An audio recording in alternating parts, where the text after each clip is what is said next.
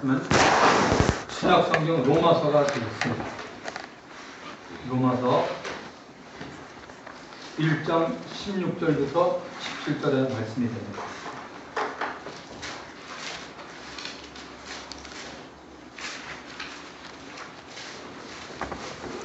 (239페이지가) 되네요.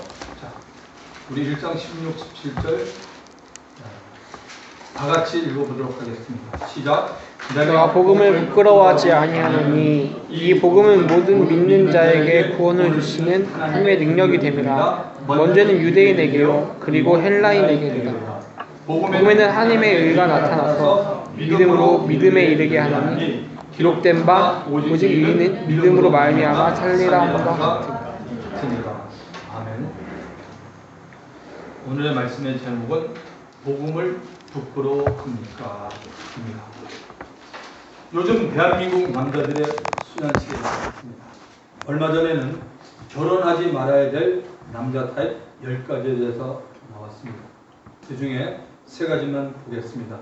술버릇과 도박하는 버릇이 있는 남자는 절대 결혼하지 말라고 되어 있습니다. 또한 휴일을 보냈는데 방식이 너무나 다른 당신과 너무 차이가 나는 사람과 결혼하지 마라. 또한 아이에 대한 견해가 도저히 타협 불가능한 남자가 있으면 그런 남자랑 결혼하지 말라고 되어 있는데 나머지 더 7가지는 보면 굉장히 좀 아찔한 부분들이 있어서 그건 얘기 안 하겠습니다. 그런데 신기한 것은 결혼하지 말아야 할 여자 타입 10가지는 왜 나오지 않냐는 것입니다. 시대가 요구하는 것과 감각에만 너무 예민하지 마시고 오히려 영적인 것에 예민한 우리 모두가 다 되기를 주님의 이름으로 부탁드립니다. 약 2달 전에 예배 마치고 신교 후에 전도와 양육을 위한 특강에 대한 세미나를 여기서 했던 적이 있습니다. 관계 전도에 대해서 주로 다루었습니다. 그때 제가 여러분들에게 바로 오늘의 말씀의 제목인 당신은 복음을 부끄러워합니까? 라는 질문을 드렸던 생각이 납니다. 당신은 복음을 부끄러워하고 있습니까? 여기에 대해서는 중간이 없습니다. 예, 아니에요. Yes or No라고 대답해야 됩니다. Are you ashamed of the gospel? 내가 복음을 부끄러워하느냐 이겁니다. 예수님은 복음과 예수님에 대해서 부끄러워하는 사람에 대해서 이렇게 말합니다. 마가복음 8장 38절 누구든지 예외가 없어요. 누구든지 이 음란하고 죄 많은 세대에서 나와 내 말을 부끄러워하면 인자도 아버지의 영광으로 거룩한 천사들과 함께 올 때 예수님 분명히 오십니다. 그 사람을 부끄러워합니다. 그러니까 심은 대로 거두는 거죠. 결국 그가 이 땅에 사는 동안에 삶 자체가 예수님을 늘 부끄럽게 하는 삶을 살았기 때문에 그 사람의 삶도 부끄러운 삶이 된다는 것이죠. 예수님께서는 이미 믿는 자들 가운데도 예수님과 복음을 부끄러워하는 자들이 있음을 아셨습니다. 이들은 당당하게 어디서나 예수 그리스도를 소개하지 못합니다. 왜 믿는 자 가운데서도 혹은 우리들 가운데서도 이런 일이 있을까요? 자신이 예수 믿고 선물로 받은 구원이 얼마나 위대하고 값진 것인지 모르기 때문입니다. 구원에 대한 감동이나 감격이 살아있을수록 누구에게든지 복음을 전하게 되고 예수 그리스도를 말하게 됩니다. 제가 한 번은 복음을 전하다가 당황을 해본 적이 있었습니다. 1991년 겨울 시카고에서 있었던 일입니다. 토요일날 오후 4시부터 6시까지 당시 제가 섬기는 교회 식구들과 함께 클락 마켓에서 노방 전도를 했습니다. 찬양하며 전도주와 함께 그리고 당시 섬기던 교회 담임 목사님의 설교 테이프를 나누고 있었습니다.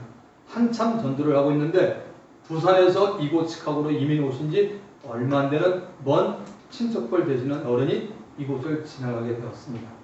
저를 보시자마자 아니 이 사람 이서방 아닌가? 교회 열심히 다닌다는 말은 들었는데 정말 안 됐구나. 이 추운 날씨에 뭘 하고 있노? 라고 말씀하시면서 저를 너무나 측은하고 정신이 나간 사람 취급하면서 보고 있었습니다. 그때 이거 정말 창피한 일이구나 라는 생각을 잠시 가져보았습니다. 오늘 이 자리에서 예배드리시는 여러분들도 이와 비슷한 일을 여러분 경험해보지 않으셨나요? 자, 이 로마서를 기록한 바울은 복음을 부끄러워하지 않았다라고 말합니다. 그 이유를 16절에서 설명하고 있습니다. 16절을 같이 보겠습니다. 내가 복음을 부끄러워하지 아니하노니 이 복음은 모든 믿는 자에게 구원을 주시는 하나님의 능력이 되리라고 말합니다. 첫째는 유대인에게, 또한 헬라인에게. 바울은 자신 있게 복음을 부끄러워하지 않는다라고 말합니다. 그 이유는 바울은 모든 사람 가운데 믿는 자에게 구원을 베푸시는 하나님의 능력이 있는 것을 알았기 때문입니다. 바울의 입장에서는 분명히 복음을 부끄러워하지 않는 이유가 있었습니다. 그 이유 가운데 오늘 세 가지만 살펴보겠습니다. 첫 번째는 예수를 만났기 때문입니다. 바울에게는 예수님을 만나는 확실한 개인 체험과 거기에 대한 간증이 있었습니다. 신앙에서 체험보다 더 하나님과의 관계를 분명히 이끌어주는 건 없습니다.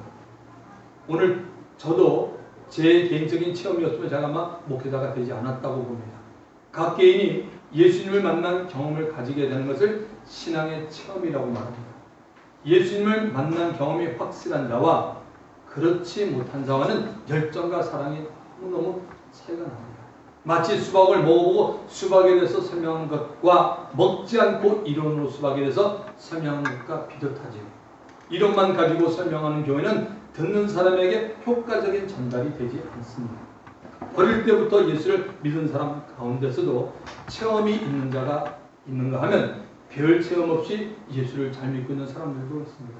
제가 어떻게 하냐고요? 제가 고등부를 3년 3개월 동안 했기 때문에 이 사실을 잘 알아요. 근데 이들 가운데는 열정 있는 사람도 있고 열정이 없이 믿는 자들도 있습니다.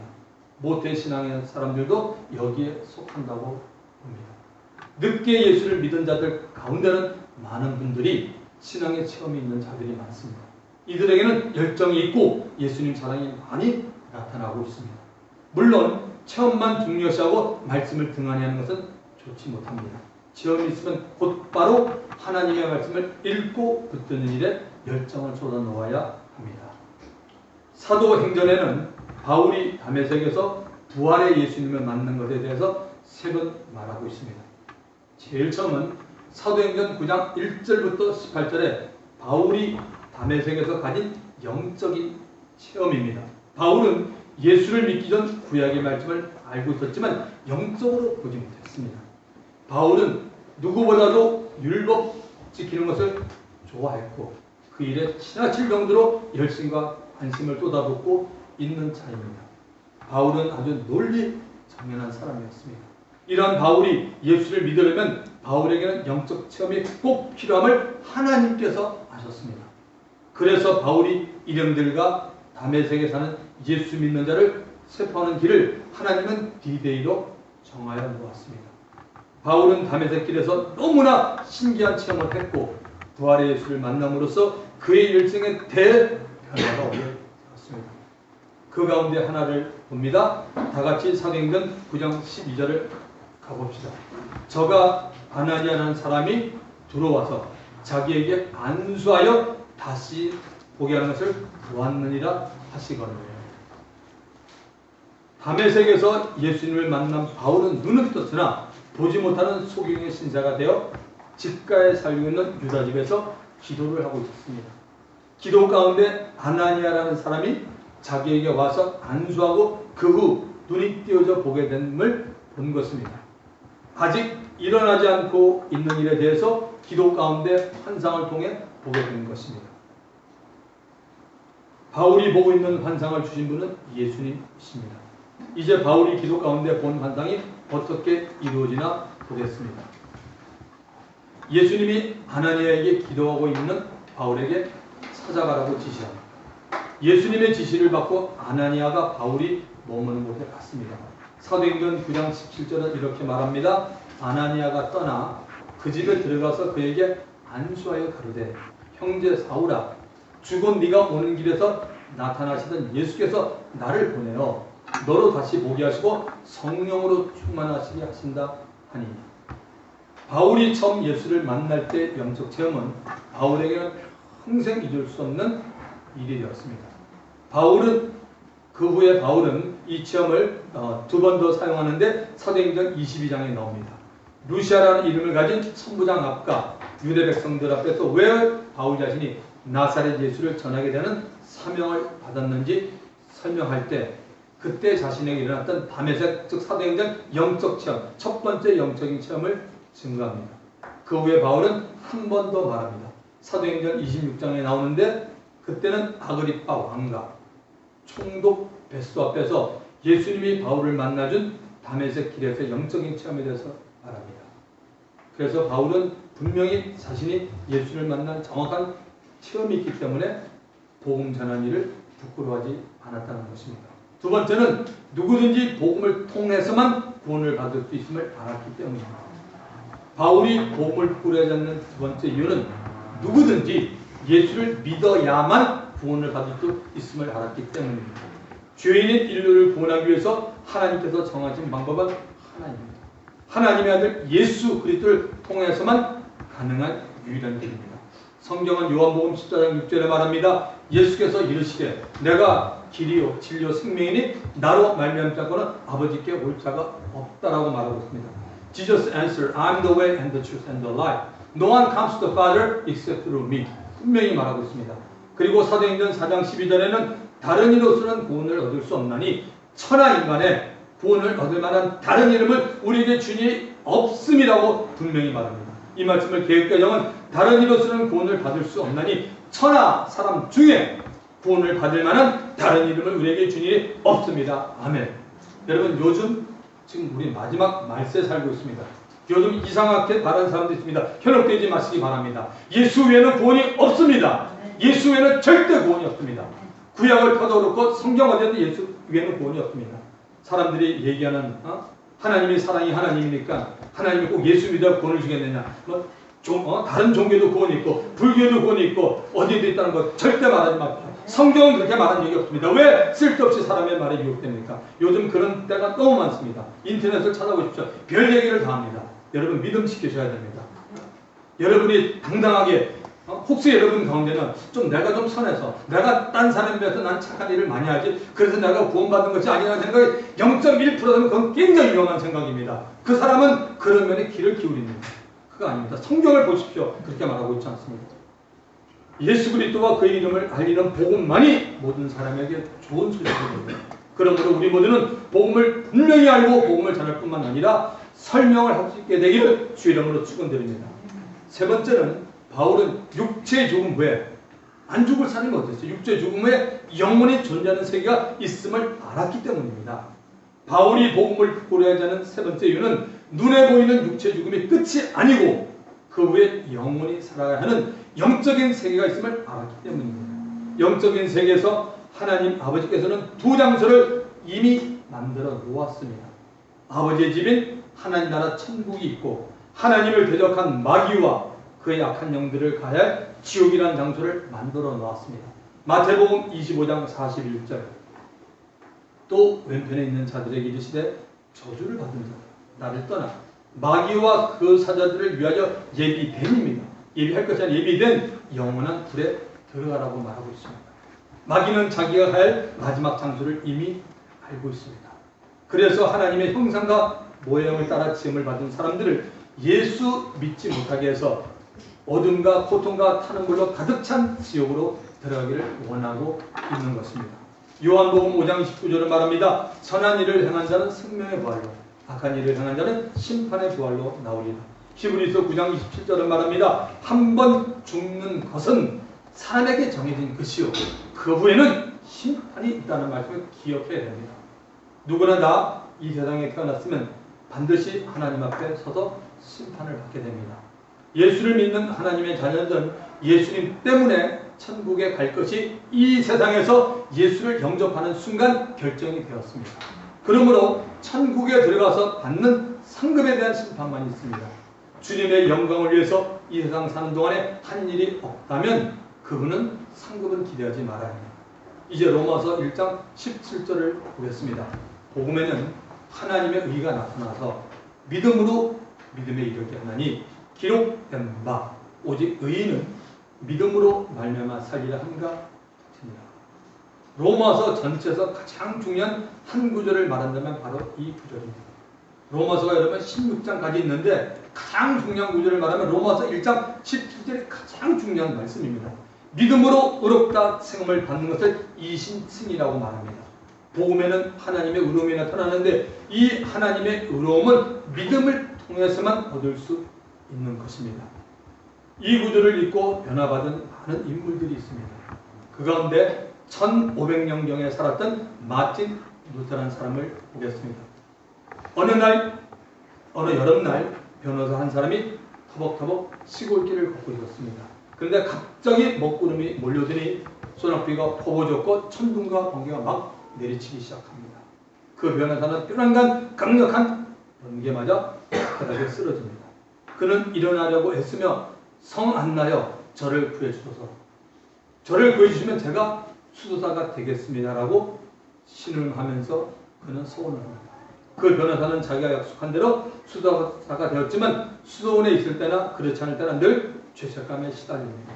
그 때문에 하나님의 진노의 무서운 그림자가 자신을 따라다니는 것처럼 느끼고 있었습니다. 그때가 1509년이었으며 그 변호사 이름은 마틴 루터입니다. 1511년경 루터는 자신의 죄와 하나님의 거룩하심을 깊이 깨닫고 고해 시대에 들어가 6시간 동안 참회를 합니다. 그러나 죄책감은 여전히 가시지 않았기에 울면서 자신에게 너는 하나님을 사랑하느냐라고 물었지만 그 속에서 들려오는 대답은 나는 하나님을 미워한다는 대답만 들린 겁니다.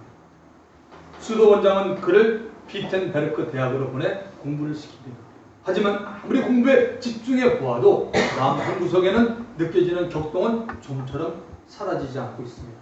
이때 마틴 루터의 고뇌를 이해하려 애쓴 사람이 있는데 그는 비텐베르크 대학의 성경 교수로 있었던 슈타 우비츠라는 사람입니다.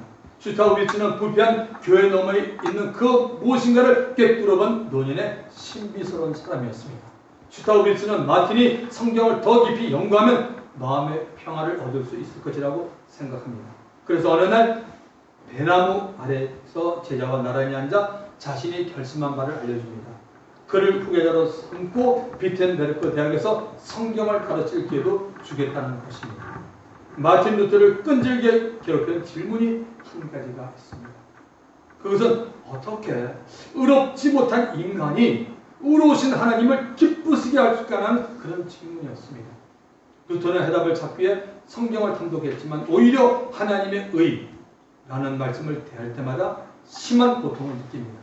그래서 어느 날 에라무스의 그리스 신약성경에서 마침내 그 해답을 찾게 되었습니다. 바울의 서신을 읽던 중 의라는 단어가 의로운 상태를 뜻할 뿐만 아니라 누군가를 의롭다고 선하는 행위를 의미하기도 한다는 것을 그는 깨달은 겁니다. 하나님은 의로우실 뿐만 아니라 죄인들에게 의를 주시는 분이시다. 이 의는 예수 그리스도를 믿는 모든 신자들이 주시는 하나님의 선물이라는 것을 그는 깨닫습니다. 루터는 복음에는 하나님의 의가 나타나서 믿음으로 믿음에 이르게 하나니 기록된 바 오직 의인은 믿음으로 말미암아 살리라고 말씀에 주목하기 시작하고 마침내 그가 오래도록 찾아 헤매던 말로 닿을 수 없는 평화를 누리게 됩니다. 1517년 마틴 루터가 진리안에서 얻은 평화는 그 진리를 향한 폭발적인 열정으로 변화되었고 그 폭발의 방아쇠를 당긴 사람이 도미니크파의 수도사 테첼이라는 사람입니다. 나중에 마틴 루터는 독일의 마인츠 지방 근처에 있는 작은 마을의 목회자가 되었고 1517년 10월 31일 루터는 95개 조항을 적은 반박문을 비텐베르크 대학 예배당 정문에 못 박아 게시합니다. 마틴 루터의 일로 인해 캐톨릭은 술렁거렸고 결국 캐톨릭에서 오늘 우리가 섬기는 프로테스탄트 바로 개신교가 생기는 새로운 장을 열게 되었습니다. 종교개혁을 일으킨 루터가 강력하게 주장하는 세 가지 아주 간단한 원리입니다. 오직 믿음으로, 오직 은혜로, 오직 성경으로라고 외칩니다. 개신교의 본체는 믿음과 은혜와 성경입니다. 이제 저는 저와 여러분에게 물어보겠습니다. 여러분 믿음으로만 살고 있습니까? 여러분 정말 믿음으로만 살고 있습니까? 한 주간 믿음으로 살았습니까? 오직 하나님의 은혜로만 살았습니까? 여러분? 오직 여러분 성경으로만 살았습니까? 왜 로마서는 믿음으로만 의로워진다고 말합니다? 아담의 모든 자손들은 다 타락한 죄인이기 때문입니다. 우리가 태어날 때 이미 죄인으로 태어나기 때문입니다. 행위로는 하나님 앞에 의로워질 수가 없습니다. 믿음이란 하나님을 믿는 것이고 믿음은 하나님의 말씀을 믿는 것입니다. 그래서 여러분 성경을 우습게 보거나 성경을 겉으로 보는 사람들은 당신은 하나님의 말씀을 믿는 사람이 아니에요. 당신은 하나님의 말씀을 권총으로 하는 거예요. 당신은 당신의 생각과 생각과 뜻으로 살았는데 그건 하나님과 패역한 일입니다. 아브라함이 하나님께 의롭다함을 얻게 된 배경을 보면 너무 재미있습니다. 창세기 14장에 나오는 것인데 제가 성경을 풀어서 여러분께 얘기해드립니다. 아브라함이 살았던 시대 이웃 나라들이 서로 심한 전쟁을 하고 있었습니다. 네 나라 연합군이 소돔과 고모라를 포함한 5나라 사람들과 싸웠는데 네 나라 연합군들이 이깁니다. 이 네 나라 연합군이 소돔과 고모라의 재물과 양식을 빼앗아갑니다. 거기다가 소돔에 살았던 아브라함의 조카 롯과 그의 재물과 부녀들을 잡아갔습니다. 이 소식을 전해들은 아브라함은 자기의 집에서 키우고 훈련하고 있었던 318명의 용사를 데리고 단까지 쫓아가서 네 나라를 쳐부수고 그들에게 빼앗긴 재물과 부녀와 롯과 그의 가족을 다시 찾아옵니다. 아브라함이 정말 엄청난 일을 했습니다. 죽음을 각오하고 전쟁에 나가 승리했습니다. 전쟁에 승리한 아브라함이었지만 시간이 지나면서 정신이 번쩍들었습니다. 아니, 내가 어떻게 저렇게 힘이 센 내 나라의 연합군을 내 집에서 키운 318명의 용사를 이룰 수 있었나 생각하니 겁이 난 겁니다. 혹시 저 내 나라의 연합군이 다시 나에게 서두르면 어떡하지 하면서 겁이 나고 두려웠던 것입니다. 창세기 15장 1절 이후에 여호와의 말씀이 환상 중에 아브라함에게 임하여 이르시되 아브라함아 두려워하지 마라. 나는 내 방패요 지극히 큰 상급이다. 여호와의 말씀이 환상 가운데 아브라함에게 들려졌습니다. 아브라함아 두려워하지 말라. 왜냐하면 나 여호와는 나 하나님은 너의 방패이기 때문에 어떤 공격을 받더라도 내가 막아주겠다고 말씀하고 있습니다. 믿으시면 아멘 하시기 바랍니다. 아브라함에게 이것보다 더 큰 위로의 말씀이 여러분 어디 있었겠습니까? 그뿐입니까? 하나님은 아브라함에게 큰 상급이 되어주겠다고 합니다. 하나님 보시기에 아브라함이 조카 롯과 그에 속한 재물 및 부녀를 구한 것은 너무나 선한 일이었습니다. 그래서 하나님은 아브라함이 한 일에 대해서 하나님 자신이 큰 상이요 상급이 되어준 겁니다. 어떻습니까? 우리들에게도 하나님 보기에 선한 일을 한 것에 대해서 하나님 자신이 상이요 상급이 되어주는 건 얼마나 여러분 좋겠습니까? 하나님의 말에 아브라함이 뭐라고 말합니까? 창세기 15장 2절 아브라함이 이르되 주 여호와여 무엇을 내게 주시려 하나이까?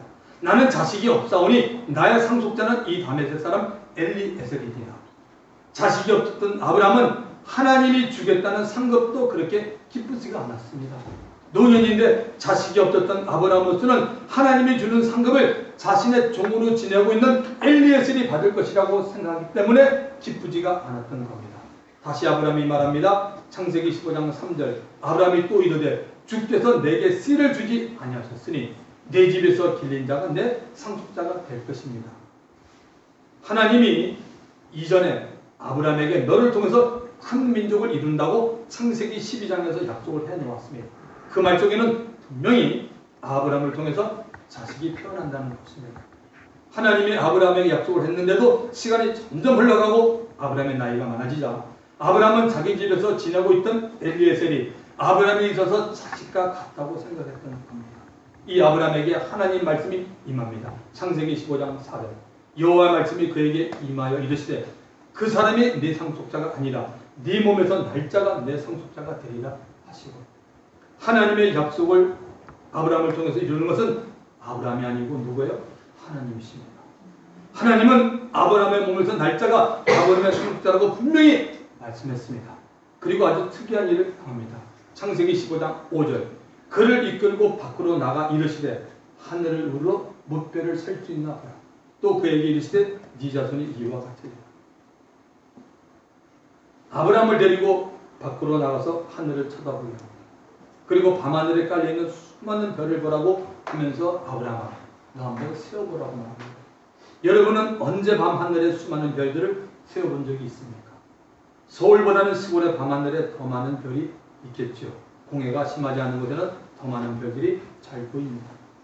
제가 선교지 네팔이나 필리핀이나 인도에 갔을 때 그리고 미국에서 목회할 때 여름마다 전교인 수련회로 먼 지방에 갔을 때 밤하늘의 별이 참 많았고 잘 보였던 것을 생각납니다. 그러니 지금으로부터 약 3300년 전 아브라함이 살았을 때 중동 지방의 밤하늘은 얼마나 많은 별들로 빛이 나고 있었겠습니까? 더구나 하나님이 별을 보여주면서 아브라함의 후손에 대해서 말하려고 작정하고 있었으니 얼마나 많은 별들로 그날 밤 하늘이 덮였겠습니까? 이 부분은 여러분이 상상을 해도 좋을 것 같습니다. 아브라함이 하나 둘 세다가 더 이상 되지 못하고 지쳤을 때 아브라함의 눈가에는 눈물이 흐르지 않았나 생각이 듭니다.